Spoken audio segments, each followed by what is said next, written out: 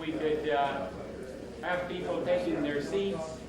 Our speaker now is Vannice from Pennsylvania State University, and speaking on low temperature CO oxidation over gold titanium catalysts.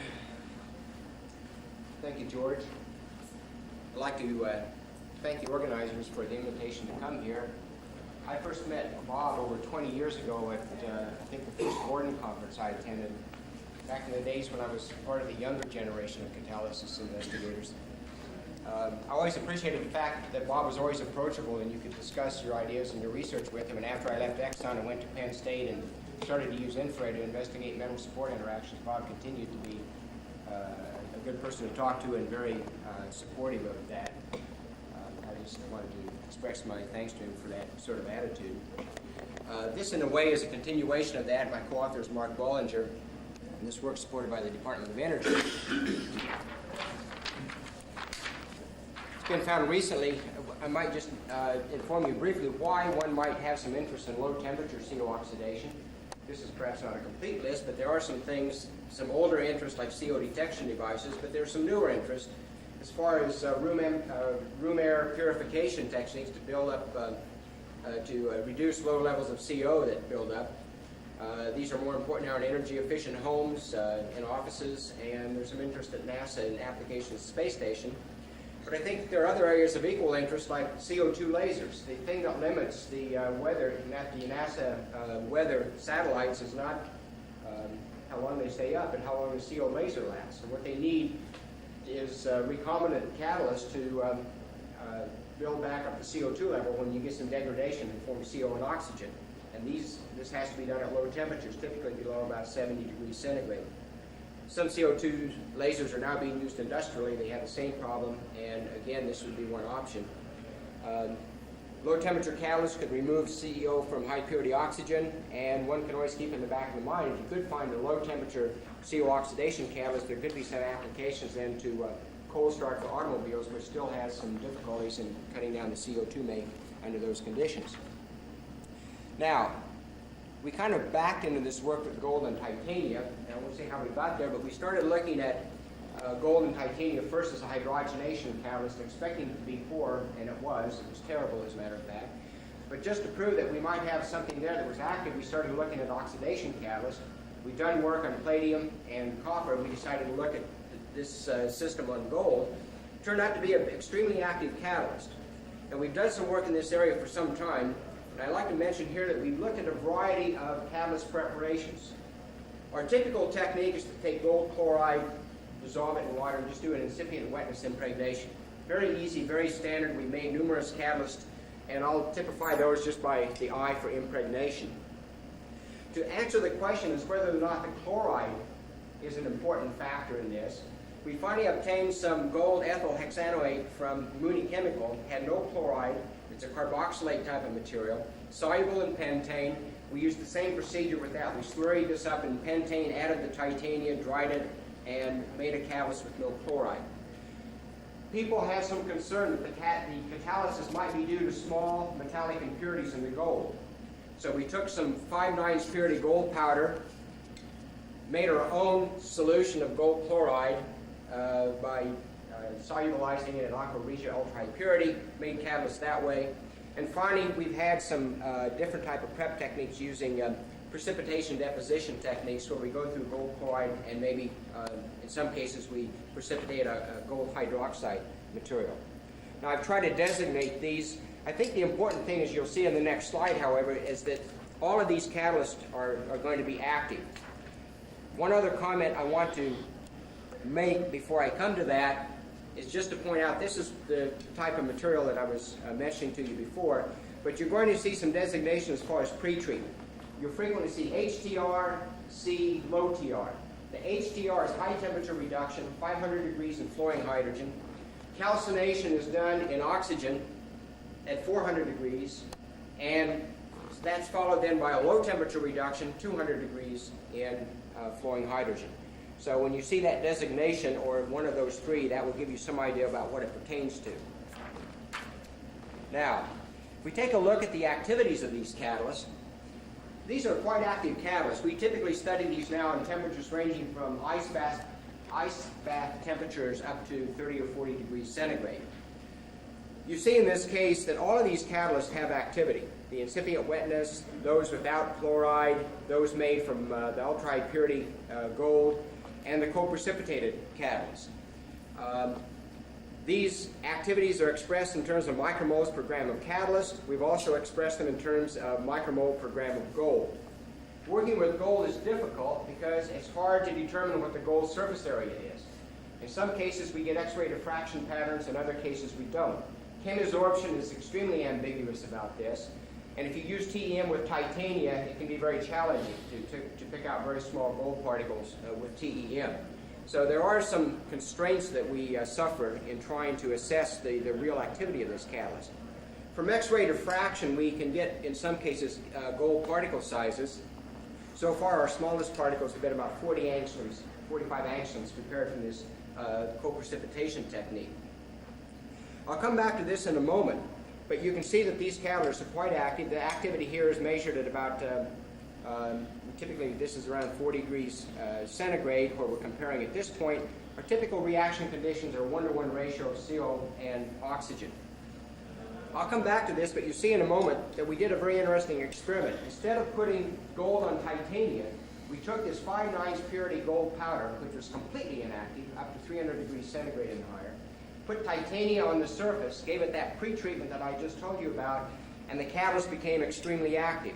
Of course, its activity per gram is going to be very low because it's essentially solid gold, but if you look at the conversion and the activity in that case, it's really relatively quite active. We find activation energies typically range from around 6 to 7 kcals per mole, depending somewhat on the stability of the catalyst and the prep technique. To maybe typify this a little bit better, what I'm doing now, I'm going to compare these at 300 degrees, essentially room temperature. We have found the best preparation, the most active catalyst, basically the incipient wetness catalyst or the co-precipitated catalyst after this high temperature calcination, low temperature reduction sequence. Just to give you an idea, under those conditions, flowing at these types of weight hourly space velocities, getting high conversions is not a problem. As you can see here, running at room temperature, we're converting 10% of the CO.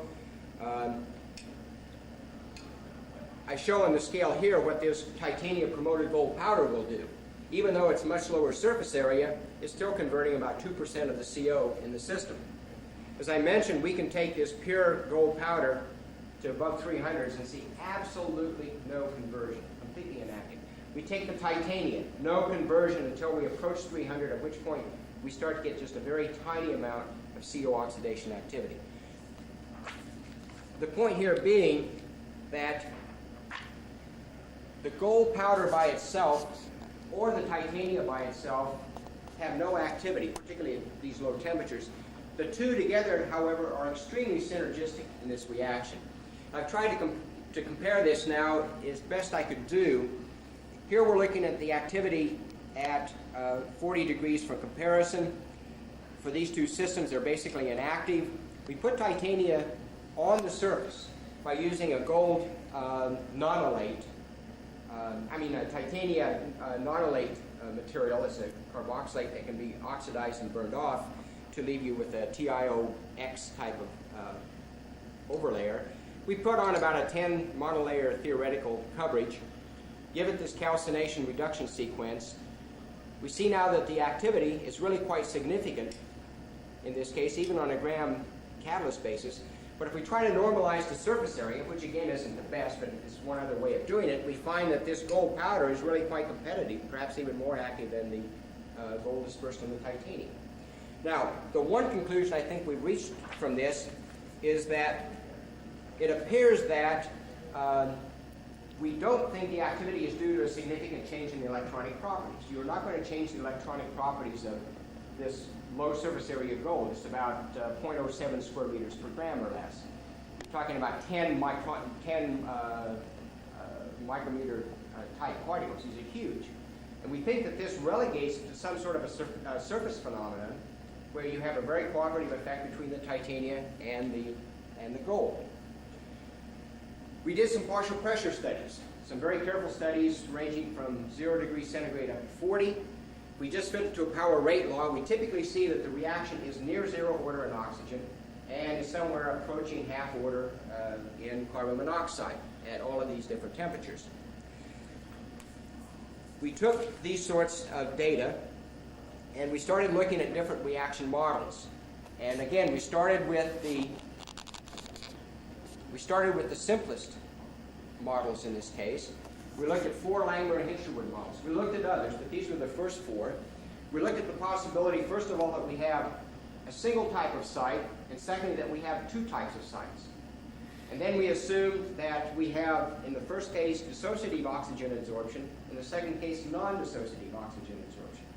So we had 4 perturbations there, working with fairly straightforward Langmuir and Hinshelwood types of schemes. In fitting the data in a moment, I might just say that with all of these, the differences were not large, just from the fitting capability or the parameters obtained, except that probably the non-dissociative competitive model was the least best. There were some changes in trends in the fitting that really didn't look too good. The others fit them about equally well. In all cases, we can fit this and we can get parameters from our kinetics. And the model that seems to fit the best up at this point was a non-dissociative, non-competitive model. This is the one that we have preferred up to this point. I think we may be rethinking this slightly at the present time.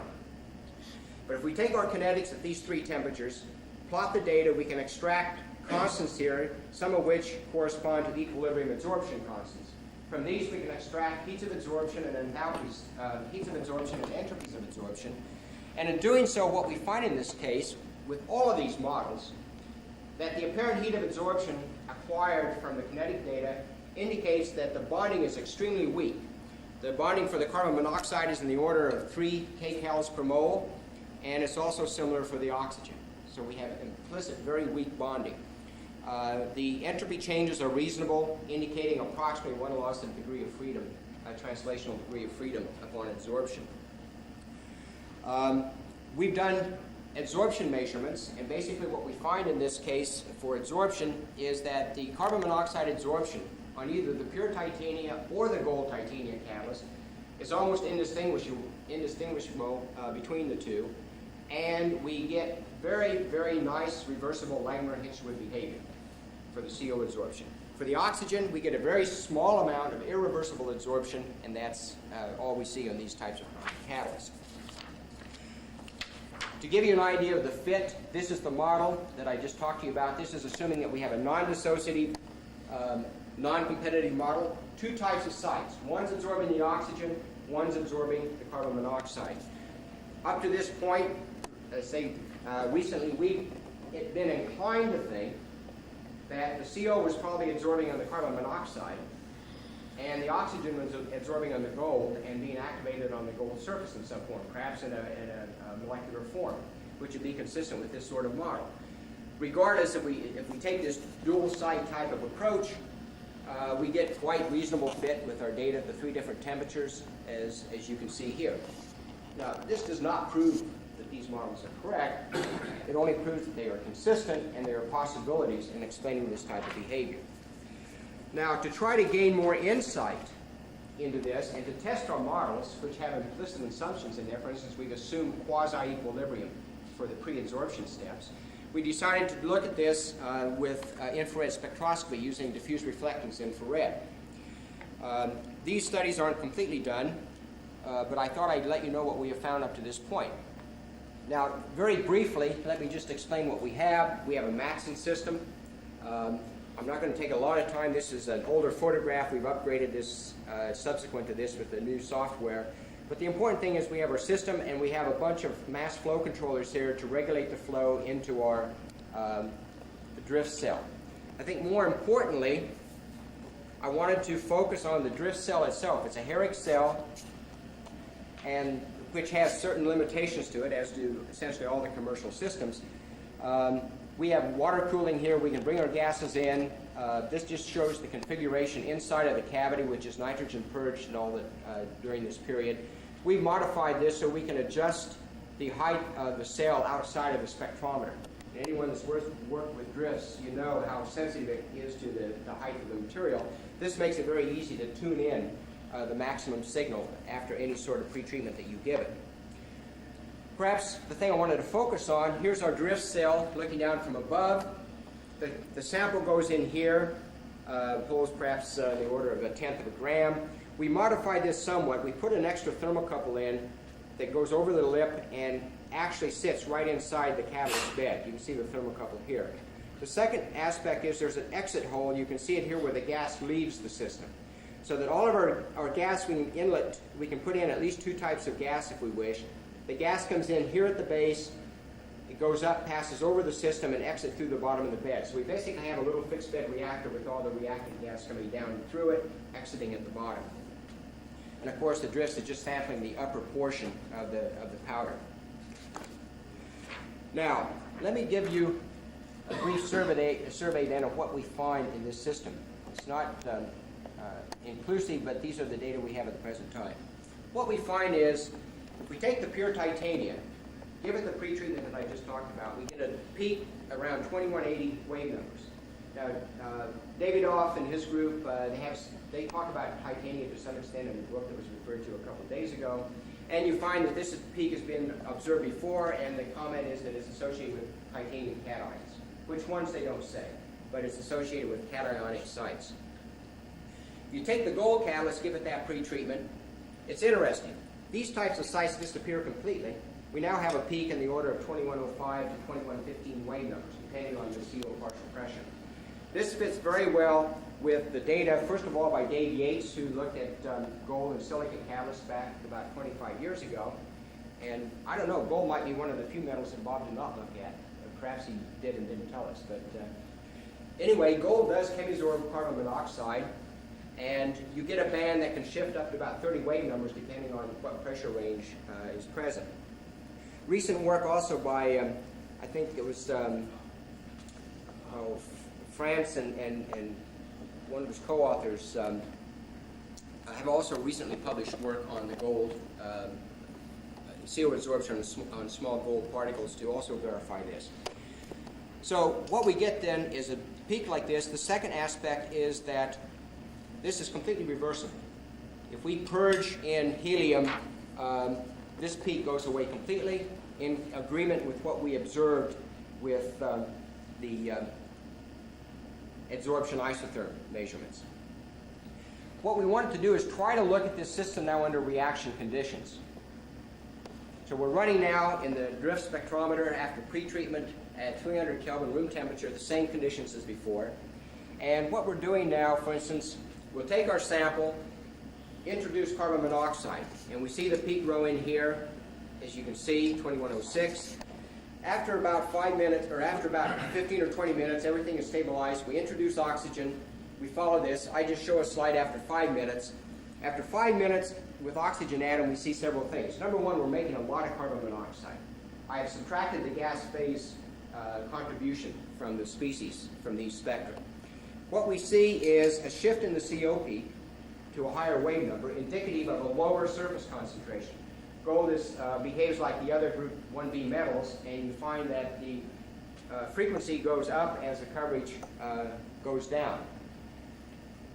You also see peaks here associated with CO2 adsorbed on the surface of the catalyst. We run a steady state. This basically doesn't change much. We stop the oxygen now because we want to follow the behavior of the surface in the presence of carbon monoxide only. We see the peak shift back to 2110, implying a more complete coverage of CO. And we see the CO2 peak, adsorbed CO2 peak, decreasing rather rapidly. And after about a half an hour after stopping the CO, we still have a residual CO peak, and basically now all of the CO2 has been eliminated from the system.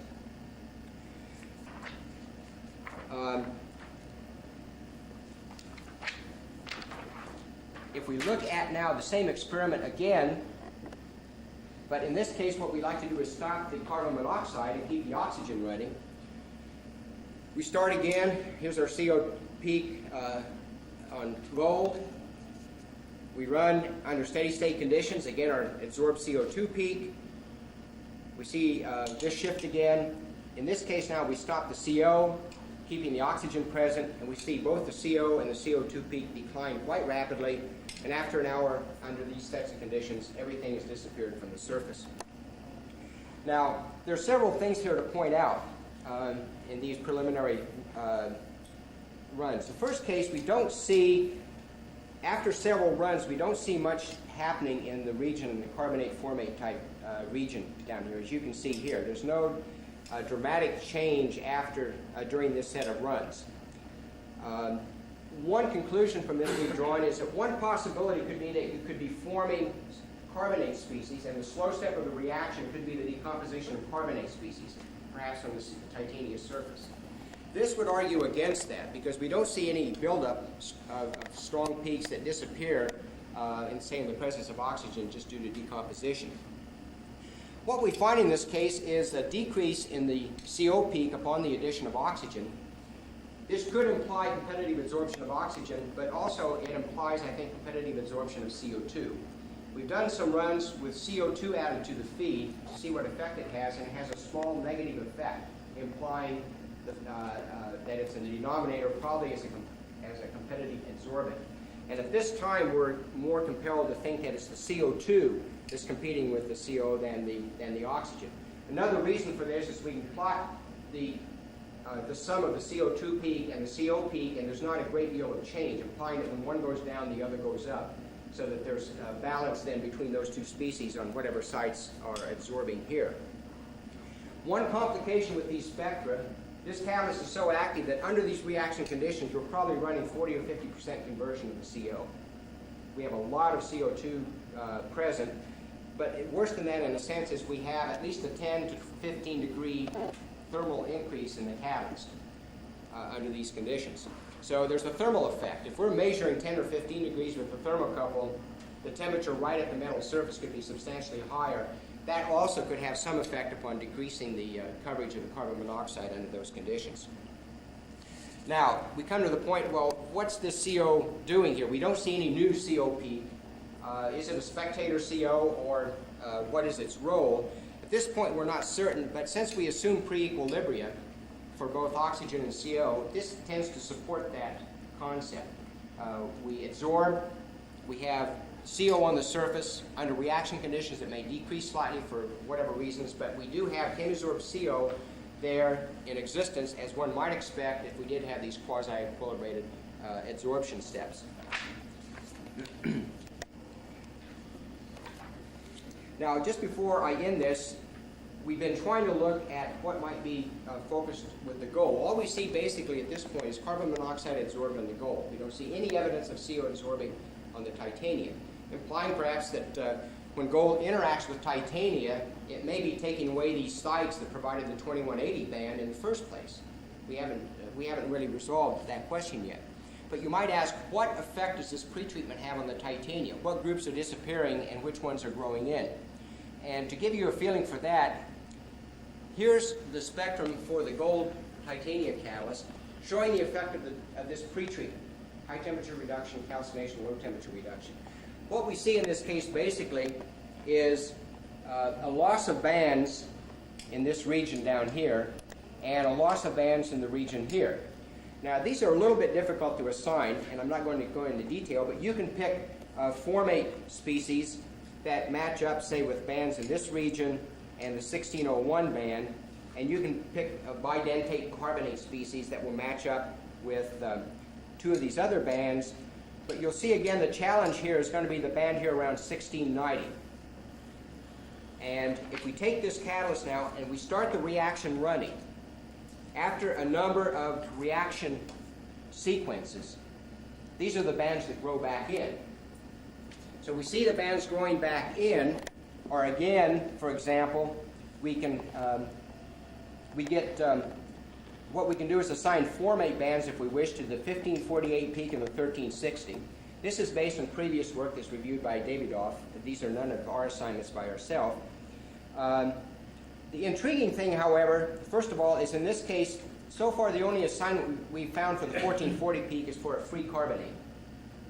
And it's a single peak assigned to that. The other thing that's intriguing is this 1690 peak. And so far in the literature, the only thing that we found that correlates with that well is a carboxylic acid.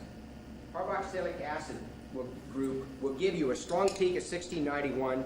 It'll give you a band down here around 1170, and it gives you the CH stretching frequencies up here.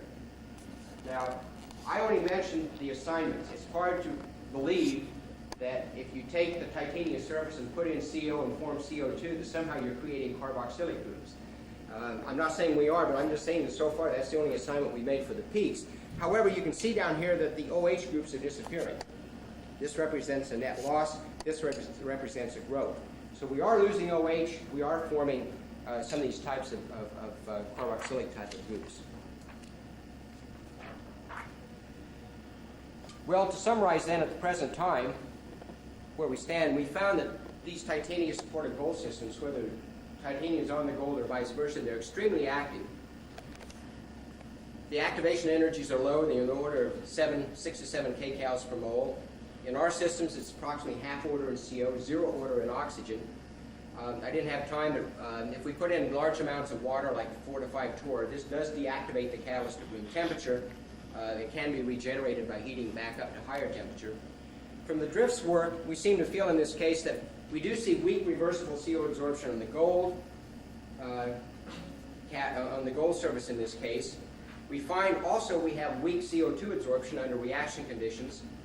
We form these carboxylate carbonate groups down in the low frequency regions that, as far as we can tell now, are primarily there as spectator species. They form under reaction conditions. They don't seem to correlate directly with the formation of the product. Our Langmuir and Hinshelwood model gives us a good fit for the data, but I think there's still a lot of ambiguity about what's really going on in the system, and we're still trying to sort this out. Regardless, I think, though, we feel that the activity is relegated to the interface of the titanium and the gold, and our thinking is that one component is absorbing one reactant, the other is absorbing the second reactant. Haruta has done a lot of work in this area. He has proposed the opposite possibility, that the CO is absorbing on the gold, the oxygen is absorbing on the titanium, and as we have said, that the activity exists right where the twain shall meet. That's our current thinking on the model, and we're still trying to figure out ways that we might test that further. Thank you very much.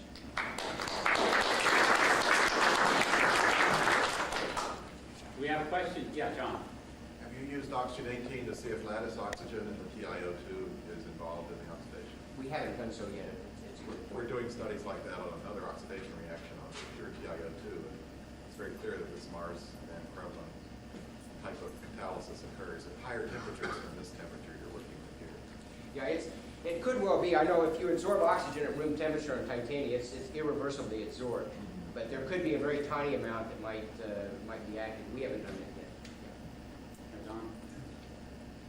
The question I had dealt with at 1% gold, you were no longer able to populate this titanium site. Did you look at lower gold loadings? We've looked at lower gold loadings, but we haven't looked at them yet with infrared. We've done only one sample. This is the 1% gold titanium sample.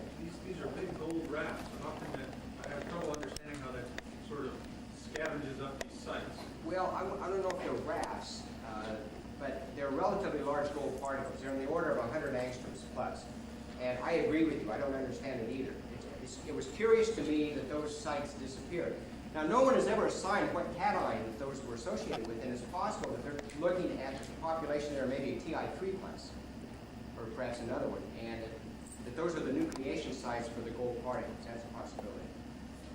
No, Richard? I don't know, Al. I was just trying to remember the work that was being done at NASA on the platinum tin oxide. It just sounds, familiar to me from that point of view. And the problem there was that the CO2, I believe, was exchanging with the oxygen and support. Since they needed CO2-18, the laser lost activity. And would it be possible then from some labeling studies to determine whether there's an enhancement of the spillover effect from the CO, from the gold to the titanium? Does that fit? No, because we've done the chemisorption measurements, and the uptakes don't change a bit. That they overlay each other very nicely. But I might also add that titanium supported gold is not the best. They found that gold on CO Fe3O4 and gold and ferric oxide, Fe2O3, are also extremely active catalysts. Some of them are active at minus 50 degrees centigrade. You need a reducible oxide. It seems to be a very consistent theme among all these oxides. Well, I regret we're going to have to get on with our symposium. That was a very nice presentation. Our next speaker